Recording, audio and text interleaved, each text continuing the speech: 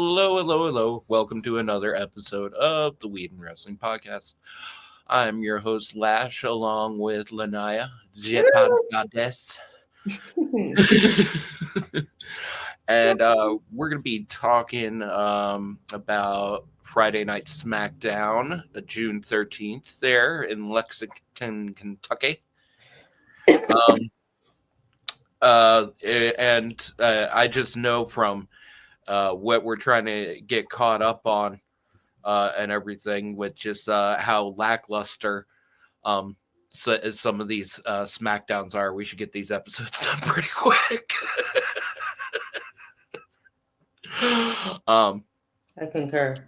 But the promo that started out the night it wasn't too bad. You got a John Cena promo that had a lot of guest stars.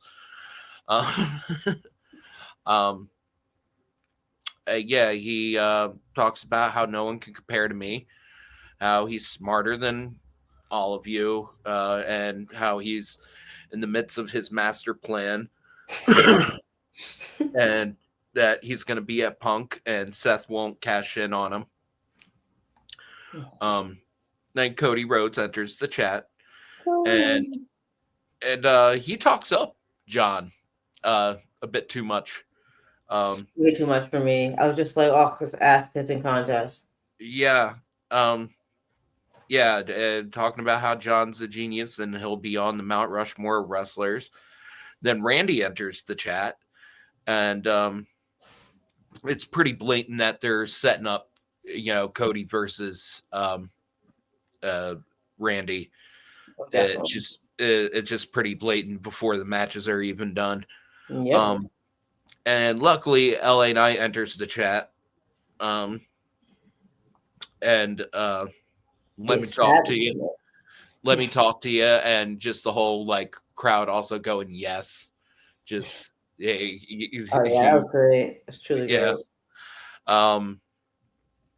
And he was looking at the establishment, and he said John Cena's a genius balding bitch. Every time I hear it, it gets better and better. It's just LA Knight coming out there and just proving once again why they need to push him. They need to push him. They need to put him on Raw. I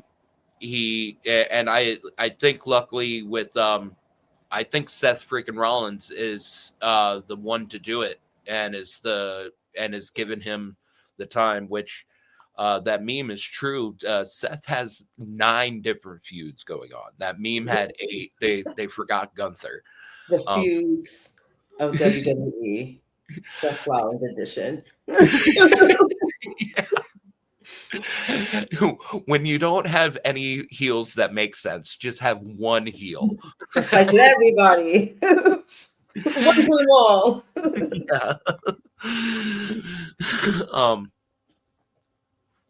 So I'm glad that he is getting some involvement.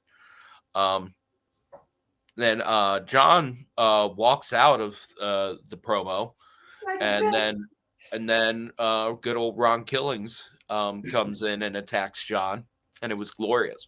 That was great. Yeah, it was really good. I gave the segment a 6. It was better than a lot of John's promos. Still wasn't exceptional. That's why I gave it a 6. I gave the segment absolutely nothing because I just didn't score it. I was just like, okay, on to the next thing. Yeah, fair enough. And the next thing is LA Knight versus Randy Orton versus Carmelo Hayes versus Aleister Black for the King of the Ring position there. I get a nice springboard moonsault from Aleister, a springboard leg drop. And then we get a senton to mid rope kick. And get some slams and back body drops off the announce desk. A beautiful frog splash from Carmelo. Yeah, I highlighted that actually. We get a little bit of LA Knight and Randy Orton one-on-one, and I make note, I would just love to see LA Knight and Randy Orton go one-on-one. I just want to see LA Knight do anything besides be somebody's bitch boy, but that's not my problem because I don't create it. I don't have control over it. Praise.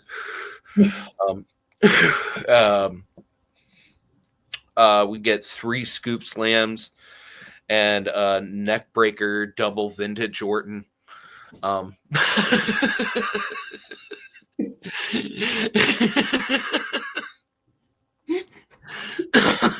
mean, that's one of the best ways to fucking describe it.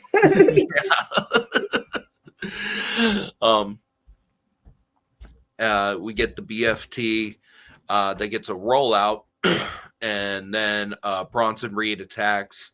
Braun Breaker comes in with the spear, and then we get this mid-air RKO and splash finish. And Randy Orton's the winner. I gave the match a 4.75. It just atrocious. It didn't even look like a match half the time. It was everyone in their room, and it was unnecessary. I gave that shit a 3, and it's still couldn't give it anything. In fact, in my notes, I was like, "Why the fuck am I still watching this?" I don't understand like why they need continue getting all the people on top of all the people. It's just like it just really shows that you either can't write it out or you're just lazy in script making at this point. It's a lot of laziness. It's absolutely obnoxious, and the fact that it's not just us saying it, everyone that we talk to about it saying it, like, okay, it's really a problem. It's not just us. And they took what's supposed to be a tournament, which some of the only times that I actually watch AEW is the Owen Hart tournament. I do tune into some of those matches. Because they are that's when Tony Khan's booking is on point, when he has a good tournament. His booking then is good because then it's just matches one-on-one, and they can really shine. Whereas WWE, for whatever reason, took a long-standing legendary tournament and butchered it. It's just like beyond butchered. It's butchered, it's seasoned, it's fried and overdone on the grill. Like I don't know what this was. I was watching it. I was like, okay, so is it more? Is it more? Yeah. This is it? Like, no, there's more. There's 2 more of those kind of matches. 2 more. Yeah. We get a quick little Jacob Fatu promo. Promo sucked. Huh? That promo sucked. Yeah. I was like, what the fuck is this? Like, you can't be blood and betray me. yes, Solo's video says it was all because of him. I love you, Solo. I can take you out. Yeah, I gave it a 3. It fucking sucked. I was just like, what is this? And I gave it nothing because that's what absolutely what it gave me. Nothing. Fair enough. Get a little spot with Nick Aldis, which I just as of late, the GMs have been making a lot of promos and have been involved in a lot of promos lately. They're annoying because they suck. Yeah, and Nick Aldis makes Alba a fire match, and Zelina gives a decent cut promo on Julia. Yeah. Yeah, Zelina. Zelina, she definitely was good, but the GMs, they just like I feel like they have no presence. They're there, but they're not there. Yeah. Next up, we get Jade Cargill versus Nia Jax versus Mi Chin versus Piper Niven. Again, everyone and their mom, a female edition. Yeah. A good springboard moonsault from Mi Chin. I'm gonna check myself. I say if loins would fawn, it would be over Chelsea Green. Let the record show.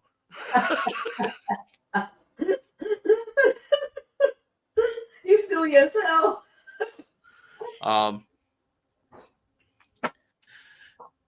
And ass attack from Naya. Hurricane Rana and Tornado Bulldog. That was pretty good. Naya and Piper tossed Jade into loins.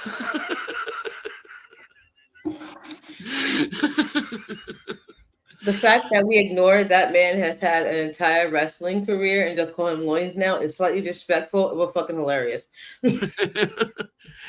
Hey, he did it to himself. I was just thinking he did it to himself. I was just thinking that. He did it to himself. Like, I'm only working with what I got. And, you know, and the fact that I'm calling him loins and, you know, I could be calling him loins. You know, just to hint into it that much more. Anybody watching this would know, oh, I know who loins is. If they watch the other videos, if not, they're just like, what the fuck are they talking about for more than 5 minutes? Well, let it be well known who Loins is. I don't even want to say his name. It's Wade Barrett. Wade Barrett is Loins. Loins. Spoiler.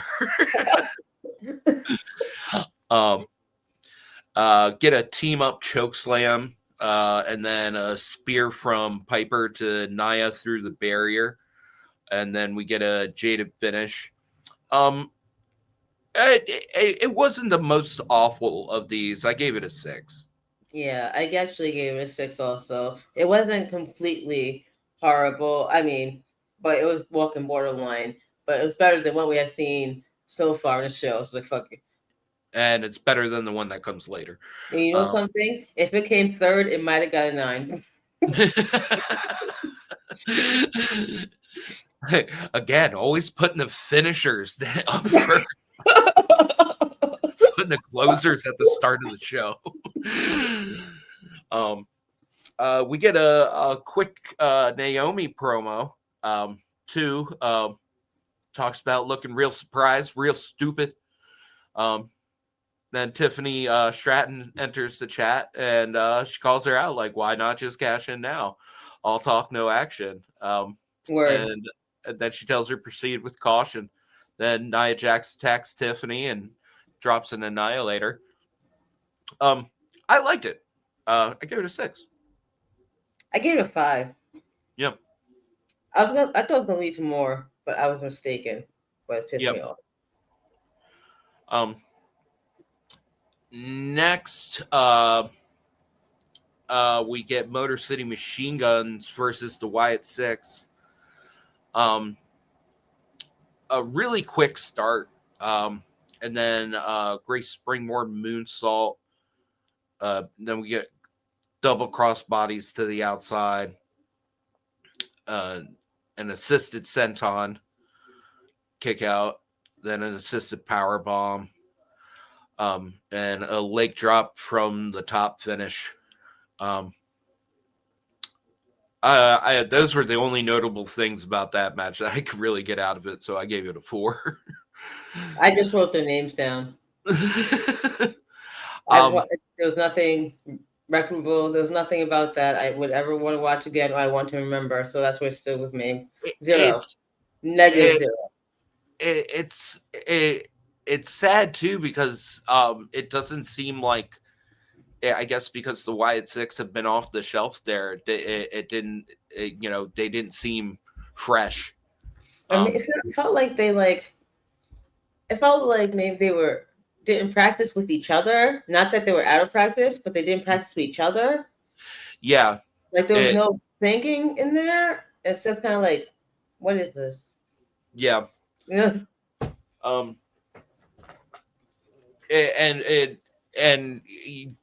I would say I'd expect better, but the tag team, whoever's producing the tag team stuff on SmackDown versus whoever's producing the tag team stuff on Raw are blatantly two different. Vastly different. We talked about this before. Like I would say, I thought it would be better, but I didn't. I thought it was gonna be crap, and it was as much crap as I thought it would be. I hoped for a lot more. That's a big difference. I hoped. And so, yeah. After this, we get another John Cena promo, but this one's with CM Punk. John Cena calls out R-Truth, but CM Punk shows up, and Punk compares them to Obi-Wan and Anakin Skywalker, and I want to fucking lose my I just wanted to end right there. I was like, that's the end for me. I wanted to lose my mind right then and there. In fact, I stopped writing stuff. So I can't. Okay, we want shorts. We want angry shorts. Here's about to be some fucking anger. Here's some real fucking anger. Do it. Oh, okay. First of all, CM Punk ruins everything. Every fucking thing he touches. And it's not only bad that he has to ruin Straight Edge, which he did. He ruined Straight Edge for a lot of people. He shames people for not being sober versus being sober, and then he makes being sober a fucking higher than thou thing. Fuck that. He's gone off and ruined a fucking perfectly good song by fucking making it his song. God bless Living Color. They're actually a great band, and it's actually a great song, but the fact that it's his song, fuck him.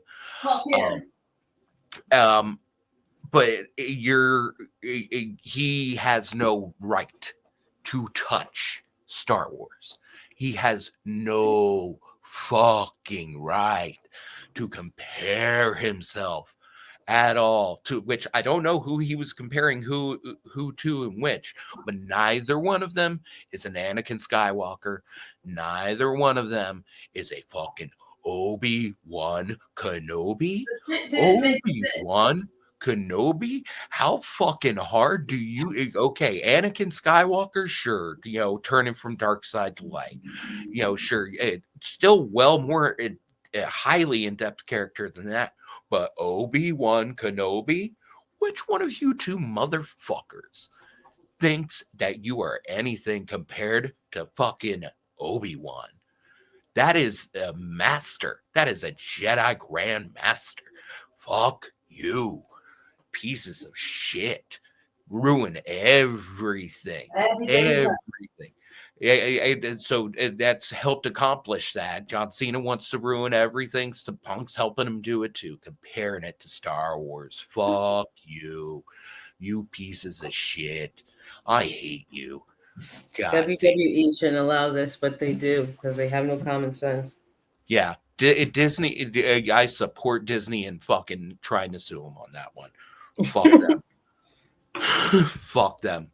Copyright infringe the shit out of them. It talks about how he's dressed like a toddler striking out at football. John says he sounds like Punk. Then he brings up, and I took the names down, because he is right that he's trying to steal the legacy of Terry Funk, Carly Race, Bret Hart, Eddie Guerrero. Yep. And right then and there, that's the only part of that promo that is redeeming. And also R-Truth attacking John with an STF. I did write about that. Yeah. But you hit the force button. you hit the force button. You hit my dark side. You don't. Fuck you, CM Punk. Oh my God. please make sure that whenever we make a short and reel of that, there hashtag and tag that piece of shit in it so he knows how much he fucking sucks for incorporating Star Wars and comparing himself at all. -2. -2 this promo. I have gone beyond. I mean, yeah. Yep. I have gone. I even have an angry face emoji on my notes from right there. Right when it happened, I like paused. I was that upset because I just hate him that much. He ruins everything. Everything? He ruins everything. Cry me a river. And drown it. Anyway. And drown in it. Please. We don't mean that violent. Obviously, we don't mean for real. Yep, I don't mean for real. Speaking of all, but yeah, -2. Speaking of awful things, Charlotte Flair versus Alexa Bliss versus Alba Fire versus Candice LeRae. Yeah. My only note: Twisted Bliss finish. Gave it a 3. Exactly. I gave it 2. Yep. And then we get Cody Rhodes versus Damian Priest versus Andrade versus Shinsuke Nakamura. Even though they are just plugging way too many matches with multi people, this one was actually pretty good. It was. It was really quick. Yeah, I think that's kind of what helped. The pacing was very quick. Suicide dive open on Nakamura, which was great. And Andrade moonsault off the top to the outside, beautiful. Double knees to Andrade hanging in the corner there. That was great. And then that sliding German suplex. I just love Shinsuke Nakamura. Want to take a little second here to talk about how much you love Shinsuke. The first Royal Rumble that I had saw in years, because that's when I wasn't watching wrestling. That was when I got back into it just for the pay-per-views. Specifically Royal Rumble, and it was the Royal Rumble that Shinsuke won. That was the first Royal Rumble I'd probably seen, or PLE or anything like that in like over 10 years. Like, so Shinsuke has a really near and dear heart to me because like right when I saw him, it just in that match, him and Finn Balor, I remember really. Him and Finn Balor were just really amazing in that match. And I miss Finn being a babyface. He was a really good babyface. You know what? He was, and I was watching some of his matches. Like, I think Judgment Day ruined them all, honestly. Yeah, it really has. I think it's Judgment Day that ruined them. But I did not like him before Judgment Day, but now I'm like, yeah. And the whole it just the way he had the crowd back then too. It was perfect. But I love Shinsuke Nakamura. He's so cool. Go surfing, dude. Big spill in the corner. That was really cool. And we get the first official Slim Jim table in there. And Cody rolls his eyes.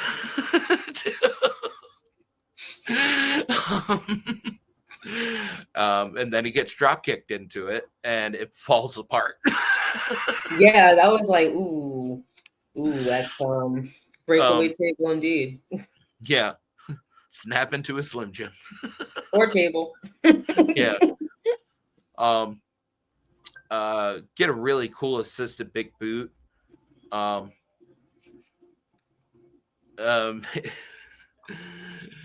may have hurt his left leg badly, and I have like I definitely felt that way too. Yeah.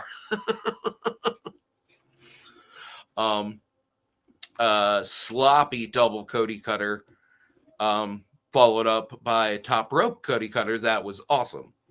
Those are right. Yeah. And then Crossroads on Nakamura for the finish. But I gave the match a 7. I gave it a 6. Yep. There was just way too much things going on, and like I don't like the way they scaled it down. But it was alright, but it just wasn't. Yeah.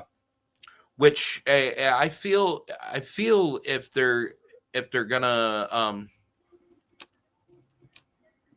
be, because we'll have Survivor Series coming up just in the fall.